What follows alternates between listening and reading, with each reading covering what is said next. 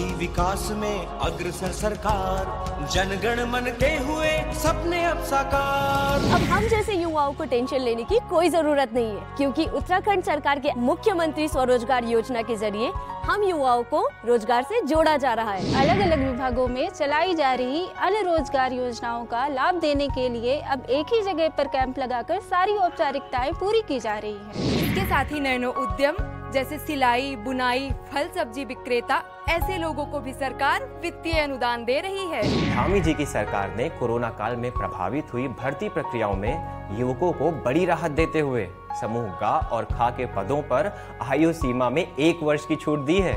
और यही नहीं, मार्च 2022 तक होने वाली भर्ती परीक्षाओं में लिया जाने वाला शुल्क भी धामी जी ने अब माफ कर दिया है। वीर चंद्र सिंह गढ़वाली पर्यटन स्वरोजगार योजना के तहत दी जाने वाली सब्सिडी को बढ़ाया जा रहा है। अब स्टार्टअप के लिए भी सरकार युवाओं को सहूलियत दे रही है। श्रीनगर, हल्द्वानी और देहरादून के मेडिकल कॉलेजों में 501 पदों को सृजित किया गया है और इसी के साथ ही राजकीय नर्सिंग कॉलेज बाजपुर में 70 पदों की स्वीकृति दे दी गई है। उत्तराखंड में लगभग 22 से 24 हजार रिक्त पदों और बैकलॉग के साथ ही समस्त रिक्त पदों पर भर्ती प्रक्रिया शुरू हो चुकी है। अब मिलेगा हमें रोजगार का अधिकार। युवाओं के संग है हम, उत्तराखंड है हम। नमस्कार, EMS टीवी में आपका स्वागत है। मैं हूं आपके साथ आकाश और आइए नजर डाल लेते हैं उत्तराखंड की आज की प्रमुख खबरों पर। प्रदेश में आगामी विधानसभा चुनाव में अब बहुत कम ही समय बचा हुआ है। वहीं बीजेपी ने भी अपनी चुनावी रैलियां और सभाओं को तेज कर दिया है। हरिद्वार से शुरू हुई बीजेपी की विजय संकल्प यात्रा आज टिहरी जनपद के घनसाली विधानसभा पहुंची। यात्रा में यहाँ पर उपस्थित हमारी मातृशक्ति बहुत आई है। मैं सभी माताओं को, बहनों को, आपको अपने हृदय की गहराई से बहुत बहुत नमन करता हूँ, बहुत बहुत प्रणाम। भारतीय जनता पार्टी की सरकार उत्तराखंड राज्य में अब की बार 60 पार कर रही है और मैं कुमाऊं की यात्रा में पूरा रहा हूं, गढ़वाल की यात्रा में भी 2 दिन से हूं। हम सभी सीटों में हमारा सर्वे हो गया है। सर्वे होने के बाद हमारा अभी स्टेट पार्लियामेंट्री वोट बैठेगा, फिर सेंट्रल पार्लियामेंट्री वोट के बाद टिकट डिसाइड होगा। राज्यपाल लेफ्टिनेंट जनरल गुरमीत सिंह ने बुधवार को राजभवन में अनिल चंद्र पुनेठा को राज्य मुख्य सूचना आयुक्त और विवेक शर्मा को राज्य सूचना आयुक्त के पद की शपथ दिलवाई। राज्यपाल लेफ्टिनेंट जनरल गुरमीत सिंह ने अनिल चंद्र पुनेठा को राज्य मुख्य सूचना आयुक्त और विवेक शर्मा को राज्य सूचना आयुक्त बनने पर बधाई दी। इस अवसर पर सीएम पुष्कर सिंह धामी सहित भारतीय प्रशासनिक और पुलिस सेवा के वरिष्ठ अधिकारी और अन्य गणमान्य नागरिक उपस्थित थे। मैं अनिल चंद्र पुनेठा, जो राज्य मुख्य सूचना आयुक्त नियुक्त हुआ हूँ, ईश्वर की शपथ लेता हूँ कि मैं विधि द्वारा स्थापित भारत के संविधान के प्रति सच्ची श्रद्धा और निष्ठा रखूंगा।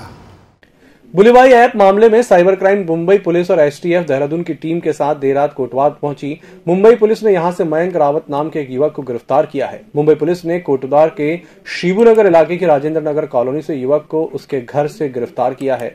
बताया जा रहा है कि ये युवक दिल्ली के कॉलेज जाकिर हुसैन में पढ़ता है। युवक की उम्र 21 साल बताई जा रही है।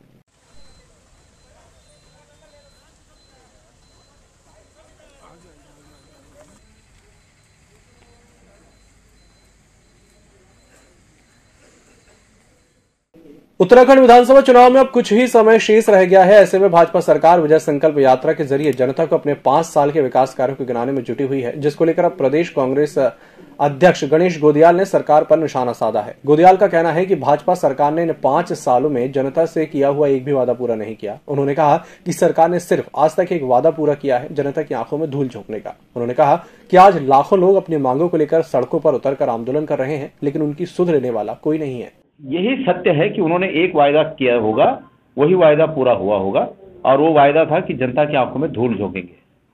उन्होंने 5 साल जनता की आंखों में धूल झोंकर वही वायदा पूरा किया होगा, उसके अलावा कोई वायदा उन्होंने पूरा नहीं किया। आज लाखों लोग सड़कों पर आंदोलन कर रहे हैं। कौन है वो लोग अगर उन्होंने वायदे पूरे किए तो? वायदा तो ये था कि अच्छे दिन लाएंगे, कहाँ है वो अच्छे दिन? आज प्रदेश बेरोजगारी में कहाँ पहुंच गया, महंगाई की स्थिति कहाँ पहुंच गई, 470 रुपए का हमारा सिलेंडर आज कहाँ पहुंच गया।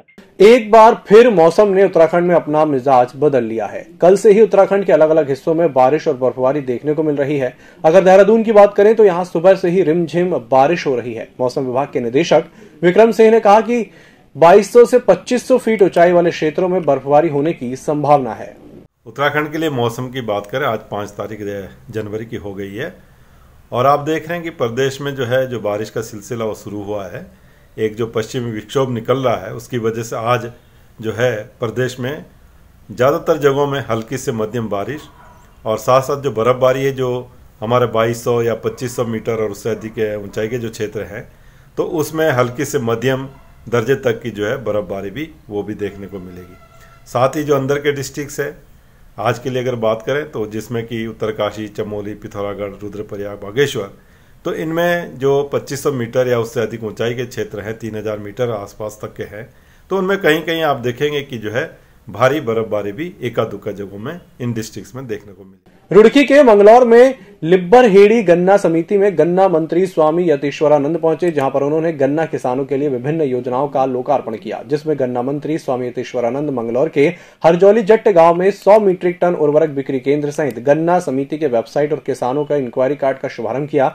इस मौके पर गन्ना मंत्री स्वामी यतीश्वरानंद ने कहा कि ये गन्ना समिति उत्तराखंड की अन्य समितियों के लिए एक मिसाल है, क्योंकि ये समिति गन्ना किसानों के लिए आदर्श स्थापित होगी। 3 योजनाओं का लोकार्पण माननीय गन्ना मंत्री स्वामी यतीश्वरानंद जी ने यहाँ पर किया है। इसमें एक तो हरजौली जट में 100 मीट्रिक टन का हमने गोदाम उर्वरक बिक्री केंद्र खोला है, उसका लोकार्पण यहाँ किया है और एक समिति की वेबसाइट हमने बनाई है, उसका भी शुभारंभ यहाँ किया गया है। और एक जो सबसे अलग काम यहाँ पर हुआ है वो पूरे उत्तर प्रदेश में भी कहीं नहीं है और उत्तराखंड में भी कहीं किसी भी समिति में नहीं है। हमने किसानों के कार्ड बनवाए हैं, पहचान पत्र, उसमें किसान का फ़ोटो है, नाम है, पिताजी का नाम है, कृषक कोड है, यूनिक कोड है, उसकी जन्मतिथि है और उसमें एक विशेष चिप लगी हुई है और उस चिप को यहाँ पर हमने एक कियोस्क मशीन लगाई है। उस मशीन पे जैसे उस कार्ड को रखेंगे तो मशीन उसमें पूरी उस किसान की डिटेल बताएगी, कितना उसके पास बेसिक कोटा है, कितना गन्ना है, कितना गन्ना चला गया, कितनी पर्ची जारी हो गई और विभिन्न प्रकार की कितना उसका भुगतान हो चुका है, वो सारी जानकारी वहाँ से। इस बुलेटिन में फिलहाल इतना ही। इसी के साथ मुझे दीजिए इजाजत। नमस्कार। ईएमएस टीवी के YouTube चैनल को सब्सक्राइब करें और बेल आइकन दबाएं, साथ ही ईएमएस न्यूज ऐप डाउनलोड करें।